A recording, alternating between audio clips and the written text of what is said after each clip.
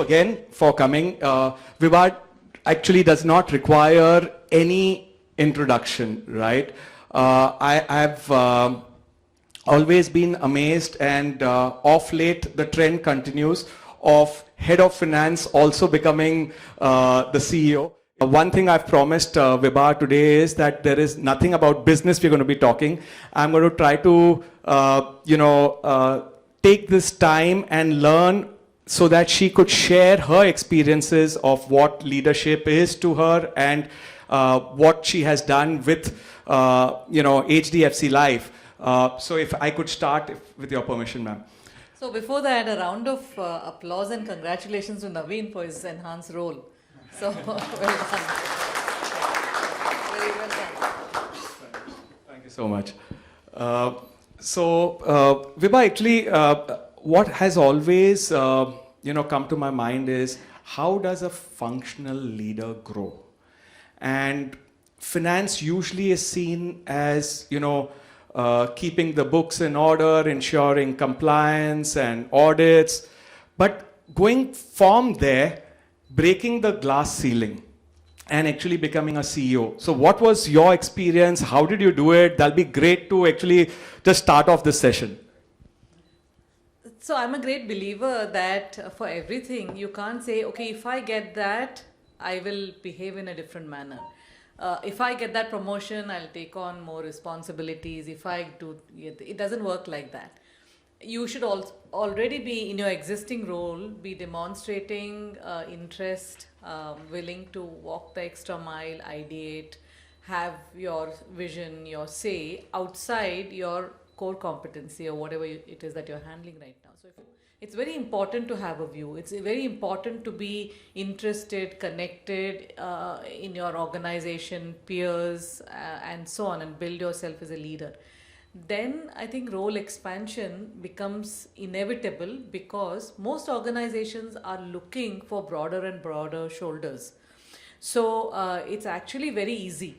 There is a dearth of really good talent at the top who can problem solve and beyond your functional expertise. So limited point is that people need to, in their existing roles, already start behaving like they are mini CEOs of what they're doing. So if you're a finance person, you need to be thinking business.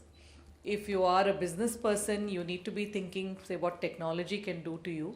If you're a technology person, you can say, okay, this is a great piece of technology, but it's useless because business people think it's something, clunky or whatever, it's not going to work, and so on. And that's how I think the inevitable growth starts happening. Follow-up question. Deeper or wider? A lot of us want to excel at what we do. We want to grow because there's a commitment to the family and also to the company. Now, again, like you said, yes, I can take on more as a technology guy to understand business or finance guy to understand business and vice versa. But where do I if I'm getting a parallel move rather than a move up, should I take that or shouldn't I take that? Because leadership is all about like how you also plan your strategy of your career. So maybe something if you can share on that. So one caveat there is that there is no right or wrong. You'll need to introspect as to how you want your career to grow. It's perfectly okay to stay as a domain expert because that's your DNA and you want to get deeper. You also don't believe in the so-called management fluff or politics, or you say that's not for me. That's fine, and you can retire as a functional, or a domain.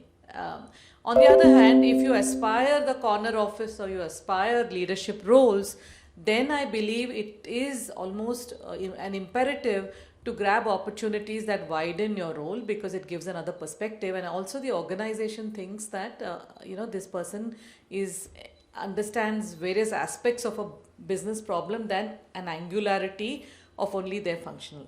So it really depends on which camp. The third camp is you don't want to even get into the rat race and want to have a 9 to 5 job or whatever, do that well. Even that's okay, as long as you know it, and your organization is okay with that. So really, I think it depends on a lot of soul searching. People do feel very unhappy because the person in the next cubicle or next office has suddenly catapulted. But knowing deep down that, I really don't like networking, I really don't like XYZ, I really don't like reaching out to some board member to try and influence, or some customer to try and influence, then I think we need to recognize, so are you in this camp or are you in that camp? And also, it's not, I would also agree that it's not forever. When, say, you are in a certain stage of your career, you might want to gain some functional expertise, and that's okay. So for some time you might remain a functional expert. Later on in your career, you might want to broad base your skill set. That's also okay. Or if kids are small and you want some level of work life balance and so on, you say, okay, this is enough for me. But now kids are grown up, or parents are no more, and I've looked after them, and I've got more time on my hands, then I would like to stretch out and really do a lot more than just my functional. So these are evolving, but I think introspection is important. Thanks. That leads, to actually two questions at the same time. During our time, I have gray hair. I'm not that old, but I have a lot of gray hair, which means that my average has been 6 to 7 years. There are some people over here with 11 years in the same company. I know yours is perfect, but what I'm seeing is our new hires, 2-3 years, and they want to make a change. When COVID hit and we were going to take our vaccine shots, we were just 4 of us above the age of 45. So everyone else was below 45. So it's a young team over here. Is impatience seeping in? And if yes, us as leaders, how do we manage this, the great resignation as they call it, the impatience of a change in 2 years or 3 years? Maybe if you can share some. So definitely there's impatience, but I'll balance the answer. It's good to have impatience, because I certainly don't want status quo. I certainly don't want hierarchy, that because I'm older and more experienced, this is the only way to do things. No, I don't think that. Agility is very important, and there should be no sacred cows in the organization. And for every problem statement, I don't believe anyone has a monopoly that they have the right answers or the solutions. I genuinely believe that a management trainee should have an equal voice. Yes, the final leader of the team will have the veto power because their neck is on the block, only for that reason. But at the same time, I do despair about the Rolling Stones, and reason is, everyone today, it's a universal truth that everyone's going to get older.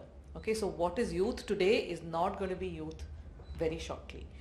And when that moment happens, which is inevitable, a lot of people are not really going to be good at anything. There's going to be no core competency. They have job hopped every 3 years and got to a level when the only way is out, because they've outpriced themselves and they bring no core skills to the table. So did I win an account because it was me? Did I find a great answer out of a conundrum? Did I move? What did I move in the organization? I move. And often the answer is, my team, I manage, all this is all LinkedIn stuff, but not. So if the answer is no, then you need to be asking that question, that am I going to become redundant? Because 30s is great. Today, even late 30s in tech is old. Today, my son is 23 and he says, Mom, don't watch these films because, youngsters watch this and you won't be able to sleep for 3 days because of the debauchery that is there on those OTT. Don't watch them. At 23, he thinks that it's debauchery, right? Which the kids today watch. So the point is that world's moving at an incredible stage. So what will you do when you're in your 40s? Because you can be replaced. Can you be replaced by a younger person, more agile person? Energy is everything today, and it will slow down, except for few really lucky people. What do you think are the top three qualities, leadership qualities for a future ready leader? Because things are changing. In fact, we were just discussing before you came how leadership changed during work from home. In terms of skill sets, I do believe that uh, tech proficiency is a necessity, no longer a good to have and no longer only for technology professionals. One can't just gratuitously build it around because that's what your investors are expecting, but it needs to be deep in every facet of what you do. So that's one in terms of just the competency of the future leader. That is critical. It should be compulsory in our education system. Apart from just using Excel Word, I don't count that as tech, but just in terms of how things are evolving. So that is important. I think for the new leader, agility is very important because it's really, like you said, VUCA. Things change so fast. Agility in so many things, agility in technology, agility in competitive intensity, agility in the Kodak moment, for example, wherein the business itself becomes redundant. And that is a very, very big threat that you just caught sleeping. We are all trying to incrementally do and fight the competitors that we know today. My biggest worry is that the competitors I don't know today, that don't exist today, or I don't even think they can be my competitors today, are going to be the biggest worry. Right? So and I'm encompassing that in terms of agility, speed to market, able to connect the dots, all of that. And third, I think, is the EQ part of it, as against only IQ. And the pandemic has shown us that. So, and there I would encompass everything from new working habits, new styles of working. How do you engage with people? So less of stick, more of inclusiveness.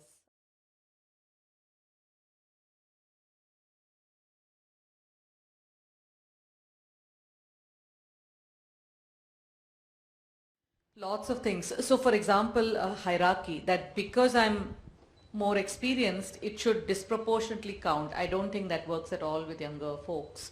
They're not afraid to speak their mind.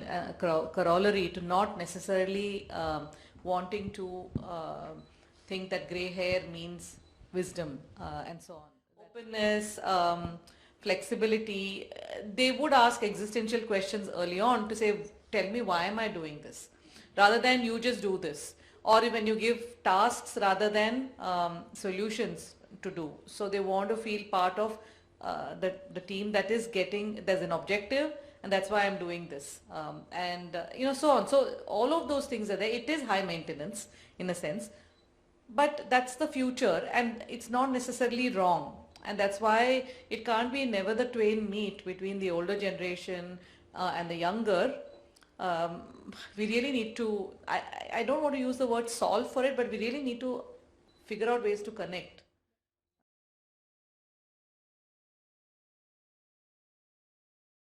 So the first one has to encourage the feeblest voice, because often they might not be the most vocal.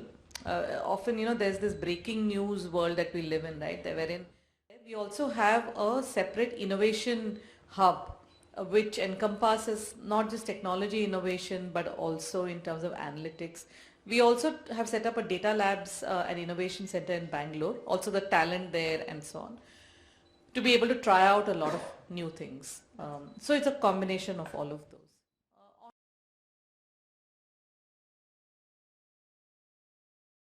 It's difficult to say. I think a lot of it depends on how one is brought up, because these in one's mind of not thinking of yourself as a woman is much more deep seated rather than the physicality of it. So you have to think agnostic of gender to be able to get it. And you're actually surprised when people ask you that, you're the only woman in the boardroom, and you think, oh yeah, I'm the only one. It should not enter the equation in your mind, at least, right? So a lot of it is conditioning. It's always helpful to have role models. My mother was in the IAS, so for me, she was always there in a different field, but in those she was 64 batch, so really back in time, wherein in a lot of departments they had to build officers, woman officers Lou, because she was the first woman officer there, right? So there was, General Lou, and then there was the the officers Lou, men male, right? So there were already a lot of path breakers in the family, so it was nothing new for me. But if you don't have, then why only women, but also men should uh, give that cover to a young woman executive. It even today happens, and it pains me that when say a guy has done operations and he's putting his hand up for sales, and guys, please bear with me, that so usually the thing is, and he's done a great job. He says, the bunch of wise folks who are deciding this placement would say, he's been a great guy, sales mein kya hai, or vice versa, kar lega, but with a woman, unless she's proven that she can do that role, to say, yeah, she can do it, let's support her. Often people think, why she seems happy in this role, she doesn't, why rock the boat for her, sab kuch chal raha hai, her family front this, but we said somebody has to say, let's ask her, she might be, and usually women don't put their hand up. They think that they're going to be discovered, they think none of that's going to happen. Unless you put your hand up, you're not going to be discovered, and you're going to feel aggrieved about it. You're going to think that organization will recognize me. Ain't going to happen at senior levels at least. So we all need to both ways. Woman needs to put her hand up, and all of us need to say in equal measure, why not her? Why not her? That kind of thing. So both ways. I think it's a bit of both. It's difficult in a large listed organization to be a cowboy. Also it's difficult to say, and there have been some people who are no longer in the organization who will say, just sign this check, trust me, bahut demand hai. My point is, we have a business planning team. So what is it that the business planning team you can't use to tell me where you want to get to? You want me to allocate funds, but think like you're a CEO of that small business. Would you tell your VC that just sign and I'll give you nothing on what my target is? Nahin, na? So you want to think like you're the next best startup, but you're not willing to give me anything. So really, truth is somewhere in between. Yes, it's not that we will always be data driven. There will be data with an overlay of gut, intuition. Out of any 10 bets we take, we'll be in a good place if 2 work out. So we'll keep investing, but we also quickly need to kill. If we start getting emotionally attached to the ones that didn't work out, that's curtains then. And that's often what happens. You've cut a cake, you've done rara, and then you've given some branding for that project, you don't want to kill it. Right? But you have to be equally ruthless on killing the ideas to say, when will we know whether we are on the right track or not? Let us decide now before we start getting emotionally involved into this, right? And let's be ruthless as to why. Yes, we might have to change, course correct and so on. So it's really, to your question, combination of two. Thanks for your view, ma'am.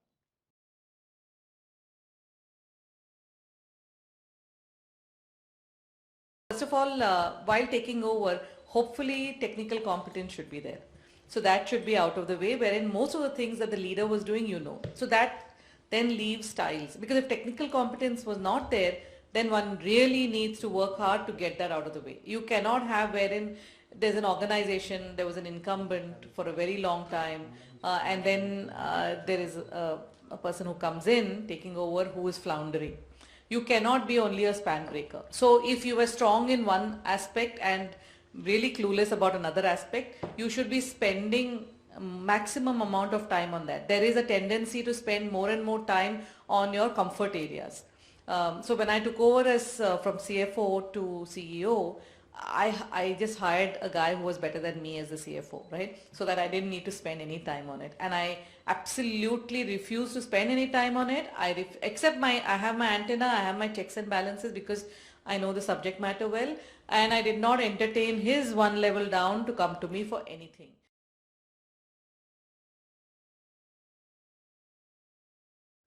See, I don't know how many of you know N. Chandra or read about him, heard of Tata Sons, right? If you're sitting on top of Tata Sons and you find the time to run, okay, and me as Vibha Padalkar doesn't find the time to run, I keep asking myself, I'm just giving excuses. If you want something bad enough, you will find. So when a young family has a kid, you think, till then I was so overworked, where will I find time to raise a kid? We do, right? So if you want something bad enough, you will figure out how you delegate, how you are more efficient with your time.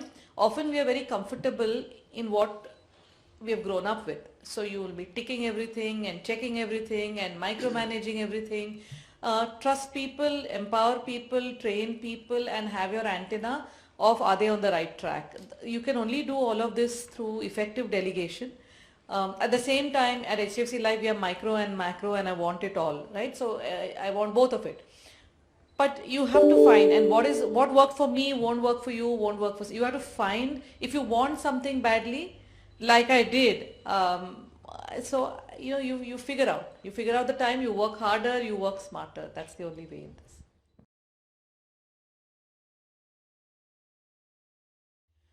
See, all this is optics. That fancy office or someone saying, calling by first name versus hierarchy, it doesn't bother me.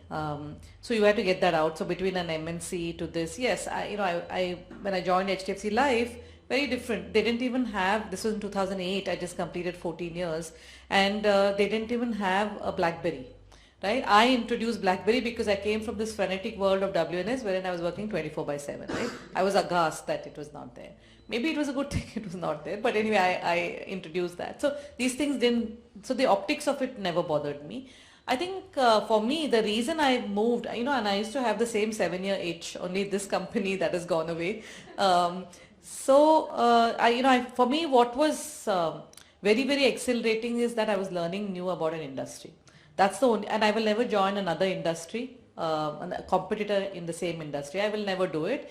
The whole reason for me to change is that this is a new sunrise industry. So WNS was, HDFC Life was, insurance had just opened up. So that was, the Monday morning test. So that is what mattered, that wow, so much miles to go before I sleep.